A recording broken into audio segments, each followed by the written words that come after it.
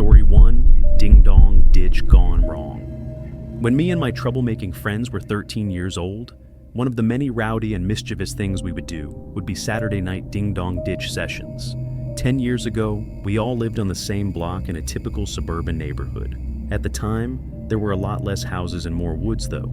I'm going to make up names for my friends for the case of this story. There was Mark, James, and Matt. Either Mark or James were usually the ones to go up to the houses and ring the bells. Matt and I, on the other hand, would usually find hiding spots right away. We hit about 5 or 6 houses. I remember all the men who answered the doors gave pretty much the same reactions. They'd step out onto the stoop, 1 or 2 would yell something, and then they'd walk back inside. For a couple of houses, we'd ring the bell again for a better reaction. One guy yelled he was calling the cops the second time, so when he shut his door, we all booked it down the street and went to the next block over. As I mentioned, 10 years ago in this neighborhood, there were patches of woods sitting where houses stand today. On the next block over, there were a few patches of woods surrounding some of the houses, and the houses on this block seemed to be more unkempt. The first house on the block was across the street from the patch of woods, which made for a perfect hiding spot. The house was kind of rundown looking, tall grass, a ratty old car with a cover on it in the driveway, and overall just a small house. Mark went up to ring the bell. He barely had time to make it across the street before the door opened. It was another man to answer the door. This guy, really big, about 6 foot and stocky build. Unlike the others, he was furious immediately. He walked around his whole front yard, checking the bushes, yelling threats. We all laughed as we always did. Eventually, he finally went back inside. Mark waited a few minutes, checked the windows, and then ran back up the stoop to ring the bell again. I didn't envy him with this house. I would not be bold enough to ring that man's bell again. Mark knew he probably didn't have as much time, so he ran to the side of the house and out of sight. The door opened much quicker this time, and this time, the man came out with a rifle in his hand. We all looked at each other simultaneously going, "Oh, shh." The man checked all the places he checked before, and then a few extra places this time, like behind his car, behind a couple trees. And then he walked to the center of his lawn and just stood there as if he were thinking. He looked around, and then his head stopped as he was facing us in the woods. Me, Matt, and James looked at each other. We ducked lower in hopes that he didn't see us. After 10 seconds of staring in our direction, the man went back into his home, and then we saw him appear at his front window, standing still like a statue, looking in our direction in the woods once again. He saw Mark creeping back over to the man's front door, but there was nothing we could do. We were too afraid to move or yell anything. Mark rang the bell once again and ran for it. The man didn't move though, at least not for another minute. Then he turned and walked away from the window. We didn't see Mark again, but we were still too nervous to move or say anything. The next thing I remember, we heard Mark's voice from across the street yelling, "Run!" We didn't understand until we heard someone running up from behind us. Realizing upon turning our heads that it was the man from across the street with his rifle in hand, pointed at us. We ran like little prey from a predator to Mark, who was waiting for us across the street. We ran for blocks until we were sure we lost him. Mark explained that he yelled when he saw the man sneaking across the street into the patch of woods with his gun. We didn't report him or any of what happened. We just told a few friends, and that was it. Luckily, the house was many blocks from us, so we never really had to pass it again. The story 2, The House from Hell. I lived in a house from hell for a couple of weeks. I was a college student, and my parents were paying for a house for me to live in. Unspoiled, I know. Well, the house was modest, nothing fancy or huge, and I was happy with it. Well, for the first few days anyway. Then things quickly started getting strange. On a rainy Saturday with nothing to do, I was watching TV for a few hours. That was when I heard a scrape on my living room floor. I looked around the room, thinking an animal got into the house or something. I sat back down and resumed watching TV. That was the first weird occurrence. The rain continued throughout the rest of the day and into the night, which made for an excuse to not go out. I stayed in, watching more TV in the living room. I perked up when I felt I heard something from the kitchen. Laughably, I took a pillow with me as I guessed some sort of weapon and walked over to the kitchen doorway. There, in the middle of the dark kitchen, was a box of Cheerios on the floor, spilling out hundreds of the tiny O's. I had no idea how that could have happened. Nevertheless, I dropped the pillow and began cleaning up the Cheerios off the floor. As I was doing so, I heard a creak, like the sound-weak areas of a wood floor make when someone steps on them. It was by the kitchen table. I looked up, but nobody was there. I knew I was going crazy now. Every little sound must have been making me paranoid. I cleaned the Cheerios and went back to watching TV. The thunder outside was getting louder as the bulk of the storm seemed to be passing overhead, yet I found it to be strangely relaxing. That was the last thing I remember appreciating, the sound of the storm outside, before waking up from what seemed to be an hour-long doze. The TV was still on, but that wasn't what woke me.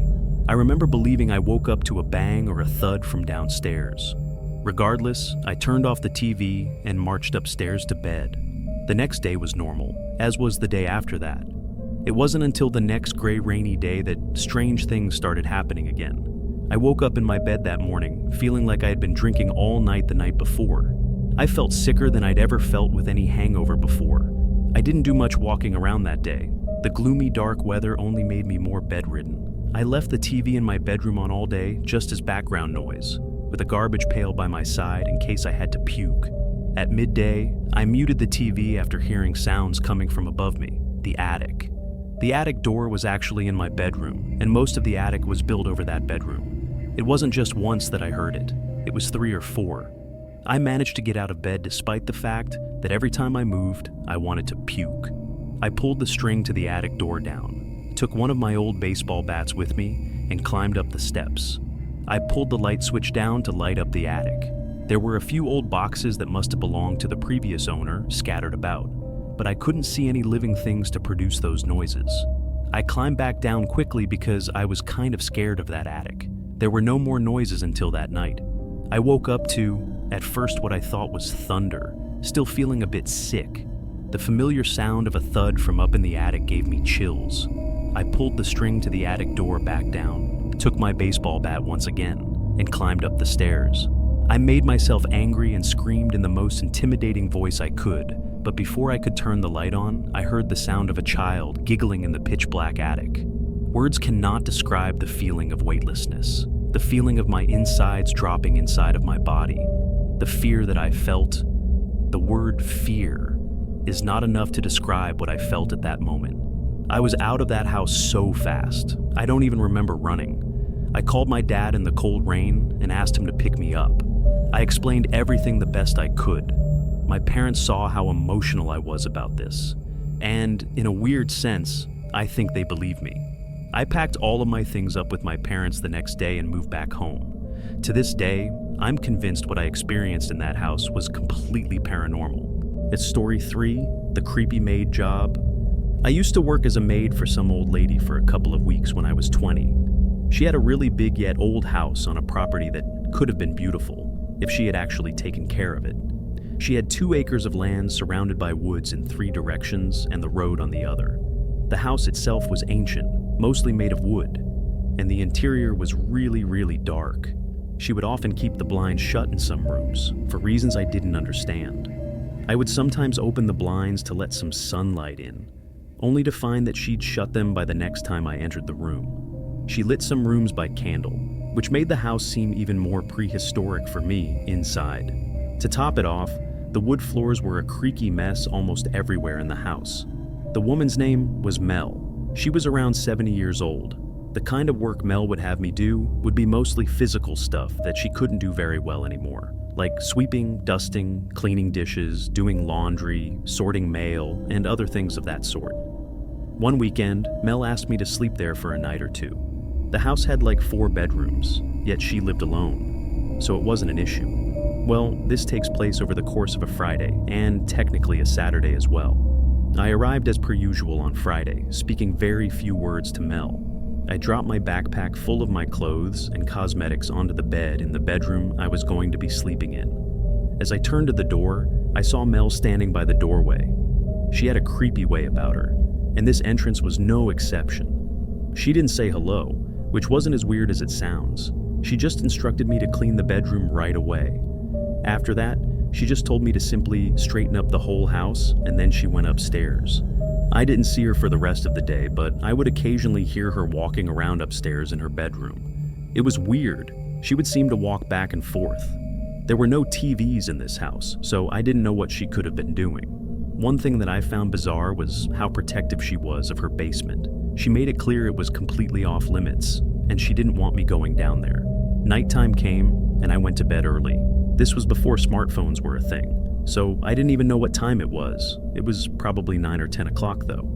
For the first few hours, everything was peaceful. However, I still had trouble falling asleep, given that it was the most uncomfortable bed I'd ever been in. It felt like hours later that I started hearing footsteps outside my room on the creaky floors. It sounded like Mel was passing my room really slowly. Maybe she was just going to the bathroom. A few minutes later, I heard her footsteps again, but then she stopped outside my door this time. I sat up and listened. I could hear the creaking from behind the door of Mel standing there, and it was starting to creep me out. She finally walked away. I heard her go down the stairs, and then I heard a door open and close from downstairs. I had a feeling it was the basement door. It was a while later that I heard the door open and close again, and then heavy, slow footsteps coming up the creaky stairs. The footsteps once again came to my door, then stopped. I sat up once again to listen, and I could hear creaks of pressure on the floor outside the door. And then I heard the doorknob start to turn. I laid back down and pulled the sheets over me and pretended to be asleep. I heard Mel take a few steps into the room, pause, and then leave. She went back to her room and shut the door. I was a bit disturbed. This was very bizarre behavior. I waited about half an hour before deciding I had to see what was in that basement. I got out of the rickety bed, tiptoed to the door, and then tiptoed down the stairs the best I could. I opened the heavy basement door, flipped on the lights, and crept down the stairs. I made it to the bottom step and held in the urge to scream. There were 2 old wooden chairs dead center in the basement, and there were 2 of what I could only describe as decaying corpses with wigs on them sitting in them. The sight of a bug crawling on one of them made me want to puke even more. I brought myself to walk deeper into the basement, closer to the corpses. I had to make sure they were real. Both of the corpses had men's wigs on them. The bigger of the 2 also had a beret on. I don't know much about corpses or their rate of decaying, but I'd say these corpses were both almost a year old.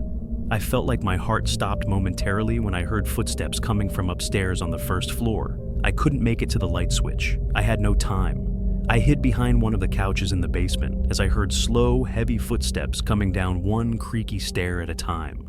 I had my hands covering my mouth as I heard Mel reach the last stair.